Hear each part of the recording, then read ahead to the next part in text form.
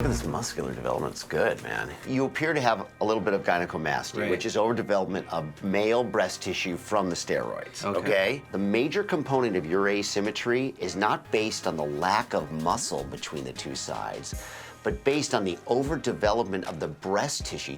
I mean, if you think about it, Albert's done the exact opposite of what you're supposed to do. He had a minimal symmetry problem, so what does he do?